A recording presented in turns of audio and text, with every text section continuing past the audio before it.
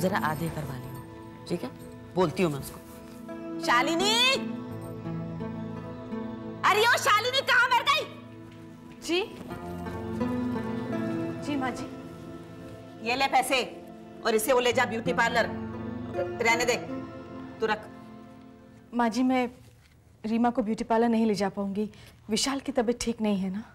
मेरी बात को मना करने के लिए तेरे पास पहले से बहाना होता है ना? नहीं नहीं, बहाना नहीं बना रही हूँ, सचमुच विशाल की। क्या बात है माँ, क्यों चिल्ला रही हो? अरे बेटा मैंने इसको कहा कि इसे ब्यूटी पार्लर ले जा, लेकिन इनके नखरों में तो गरम मसाला पूरा पड़ता ही नहीं है। मेरी बात को मना करने की तो इन्होंने कसम ही दिखाई हुई है।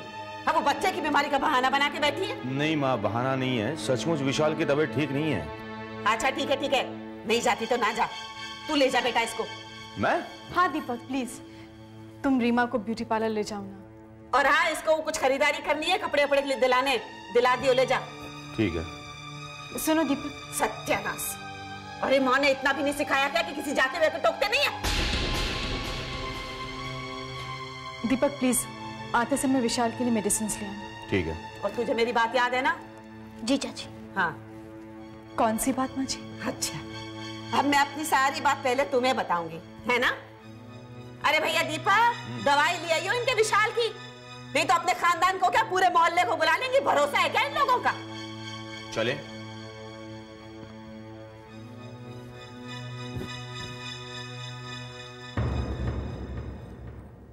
और तू यहीं खड़ी रहेगी? जा कुछ खाने को ला। विशाल करती रहती है पूरे टाइम।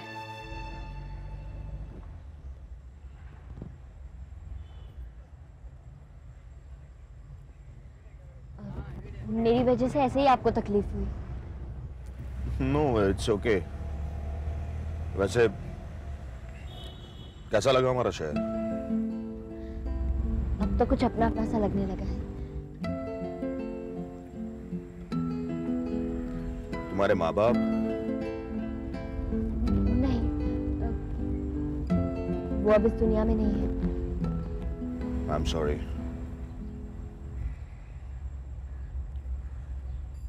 माँ को तुम कैसे जानती हो?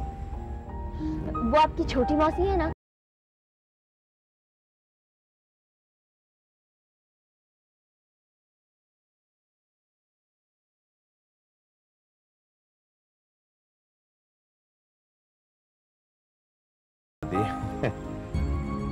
हाँ, खासकर जब अपने ही घर के रिश्ते उलझे हुए हों तो।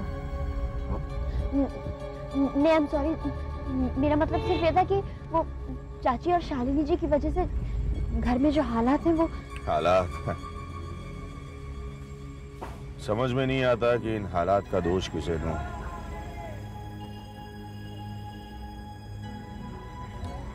एनीवे, आपकी मंजिल तो आ गई। ये पार्लर यहाँ पे है।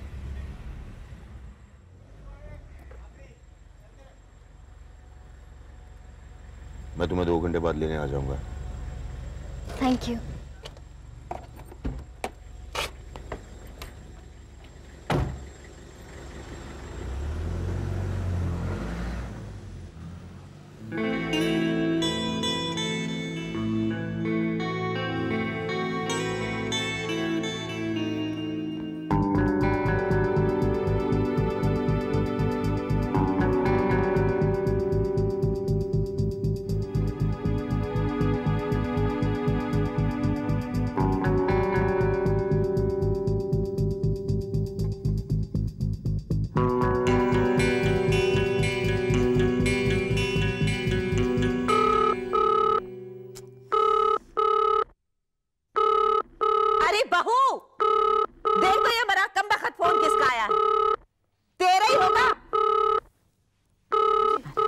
का नाम भी नहीं लेने देते।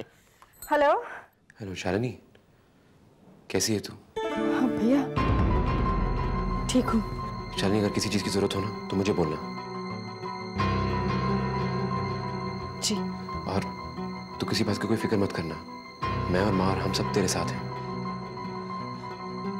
जी भैया, मैं आपको थोड़ी देर बाद फोन करूँ? बाय। बाय।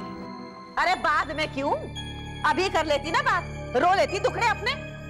हाल चाल पूछने के लिए फोन किया होगा भाई ने तुम्हारे। अरे कल ही तो यहाँ से धक्के खाकर बाहर गया है, फिर भी बेशरम को शर्म नहीं आती। हाँ, हम तो तुम्हें मारते पीटते हैं ना, हत्यारे हैं हम तो। अरे भाग फूट गए मेरे और मेरे बेटे के, जो तुझ जैसी बहू पल्ले पड़ी है। अरे अब ऐसे आंखें फाड़ फाड़ के मुंह क्या देख रही है मेरा? खाएगी क्या मुझे? मुझे खाने की कोई जरूरत नहीं है। जा मेरे लिए खाना लेकर आ, बहुत भूख लगी है मुझे। बनाना पड़ेगा। हाँ तो बनाना पड़ेगा, क्या मतलब है? भूख लगी है मुझे। जा आलू के पराठे और गोभी के पराठे लेके आ, साथ में मक्खन और लस्सी भी लेके आना, मलाई डाल के। जल्दी कर। भाग फूट गए मेरे तो। इसी बहू पल्ले पड़ी है, कम वक्त मार के मरेगी।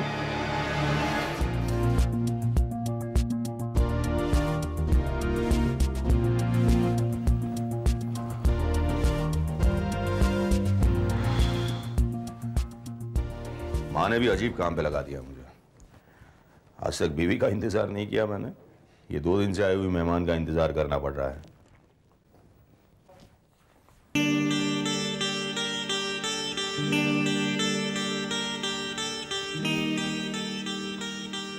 दीपक जी, जी, आपने मुझसे कुछ कहा?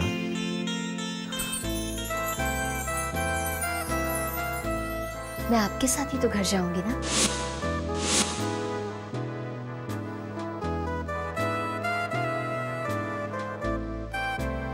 क्या हुआ? रीमा, तुमने अपने चेहरे के साथ साथ कपड़े भी बदल लिए। मैंने सोचा कि जब बदल ही रही हूँ तो क्यों ना सब कुछ बदल लूं। पास में एक बुटीक था इसलिए। तुमने जो भी किया, लेकिन एक बात बताऊं, मैं तुम्हें पहचान नहीं पाया। मैं भी एक बात बताऊं, या। 1 मिनट के लिए मैं खुद को भी नहीं पहचान पाई थी। लेकिन अब विश्वास करना सीख लो कि तुम बहुत खूबसूरत लग रही हो। शालिनी से भी ज्यादा। मैं कुछ समझा नहीं। वो जरूरी नहीं है कि आप मेरे हर सवाल का जवाब दें। वो शालिनी ने कहा था ना विशाल की दवा ले जानी है, तो दवाई याद है मुझे, लेकिन क्यों ना उससे पहले 1-1 कप कॉफी हो जाए। हाँ, लेकिन घर पे सब इंतजार कर रहे होंगे ना। आदत पड़ गई है उनको। कॉफी हो जाए।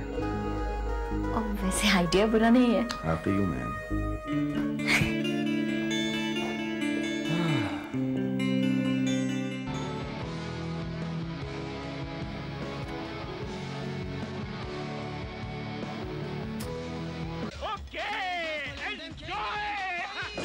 बजे बॉलीवुड का वक्त और आपका blockbuster movie every night at 9 PM। अब बॉलीवुड में बजेंगे 9।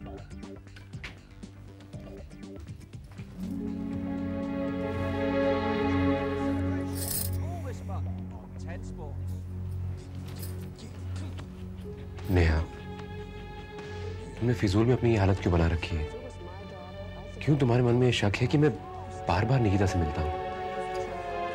मेरा शक बेवजह नहीं है। मैं वही कहती हूँ जो मैं महसूस करती हूँ। आपको देखकर आपके दिल का हाल समझ लेती हूँ, लेकिन आपको तो मैं पागल नजर आती हूँ। ये रोज रोज का झंझट आप खत्म क्यों नहीं कर देते? छोड़ दीजिए मुझे और हमेशा के लिए निकिता के पास रहने चली जाइए। वैसे भी मेरे पास रहकर भी आप कहाँ मेरे साथ रहते हैं? अब आइए देखते हैं फिल्मी दुनिया की कुछ चटपटी खबरें। इंदौर की रहने वाली निकिता शर्मा, जो पहले से ही फिल्म इंडस्ट्री में अपना नाम बना चुकी है, वो एक बार बड़े पर्दे पर फिर दिखाई देगी। हाल ही में उन्होंने 2 फिल्में साइन की है। आइए अब देखते हैं निकिता शर्मा क्या कहती है।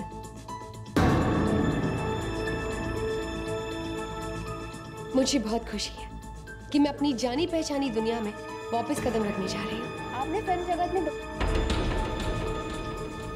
क्यों? इसे बंद क्यों कर दिया? तो शायद ये देख लीजिए जी भरकर अपनी निकिता को। मेरे नसीब में ना होता हमारी रिपोर्टर ने निकिता शर्मा के एक्स हस्बैंड से बात की, जो बाय चांस उसी रेस्टोरेंट में मौजूद थे।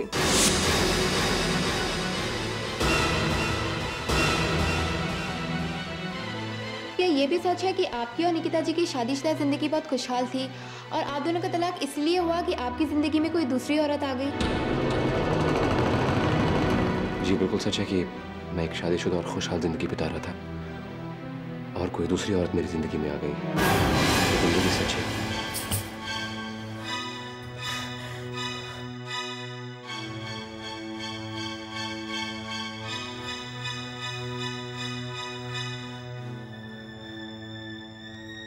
नेहा। बस अब तो सच्चाई सारी दुनिया के सामने आ गई है कि आप निकिता के साथ शादी कर कितने खुश थे। मैंने आपकी जिंदगी में आग लगा दी। आप निकिता के साथ फिल्में क्यों नहीं ज्वाइन कर लेते? कभी उसे पार्टियों में मिलते तो कभी रेस्टोरेंट में। एक काम कीजिए, उसे घर पर ही ले आइए, सारी बात ही खत्म हो जाएगी। दुनिया के सामने तमाशा करने की क्या जरूरत है राजीव? नेहा तुम समझने की कोशिश नहीं कर रही हो। नहीं करनी मुझे कोई कोशिश। अरे कोशिशें तो निकिता ने की है और वो कामयाब भी रही है। मेरी हंसती खेलती बसी बसाई जिंदगी उसने उजाड़ दी।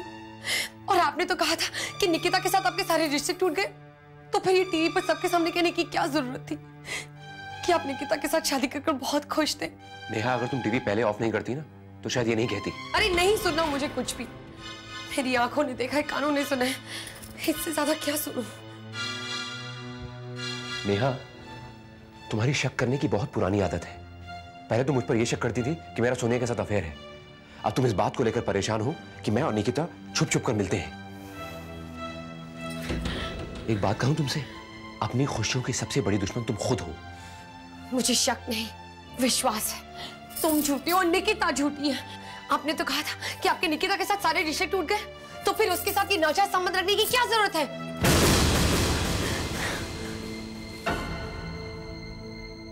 बकवास मत करो और तुम्हें जो सोचना तुम सोचती रहो।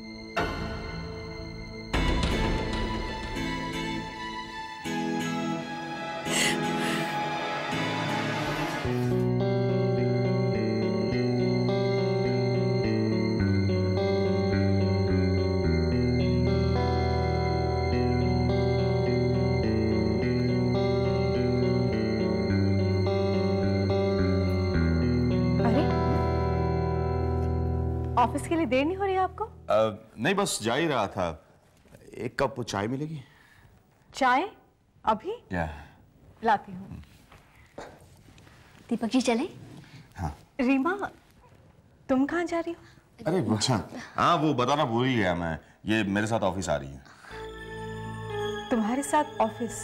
क्यों? नहीं, वो क्या है कि ऑफिस में एक दो जगह खाली है, तो मैंने सोचा कि यू नो। चाय लाती हूँ। नहीं, अब चाय नहीं पीनी मुझे। अरे तुमने खुद ही कहा था चाय के लिए। हाँ, लेकिन अब क्या है कि लेट हो रहा है। Thank you. चले? जी।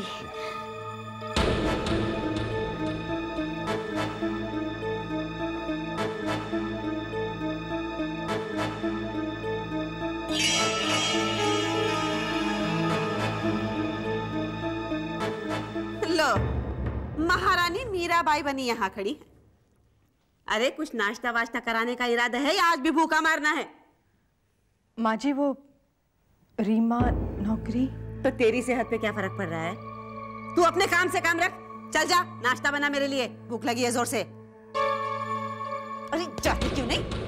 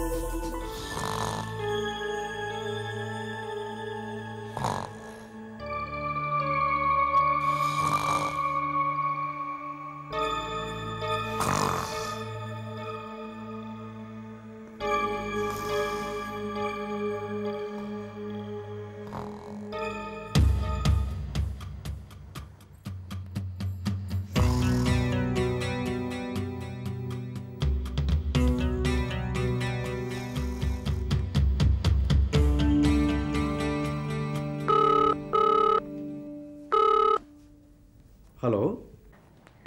दीपक हैं? जी दीपक जी तो आज ऑफिस आए ही नहीं। आप कौन बोल रही हैं? मैं दीपक की पत्नी बोल रही हूँ।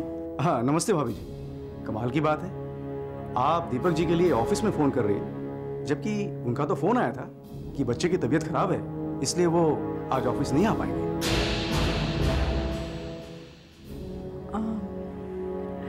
अच्छा अच्छा अच्छा, हाँ वो शायद डॉक्टर के पास चले गए होंगे, अभी घर आते ही होंगे। Okay thank you, bye.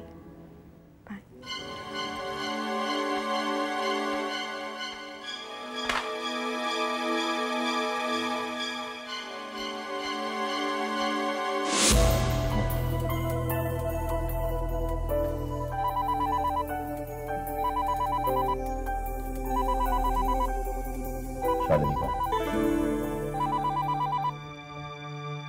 Hello दीपक, कहाँ हो? ऑफिस में, और कहाँ?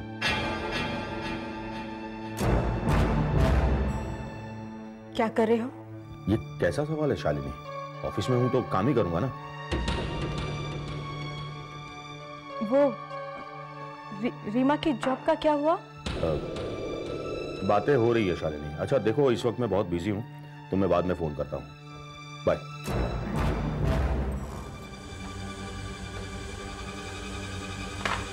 जानती हूँ दीपक, तुम झूठ बोल रहे हो।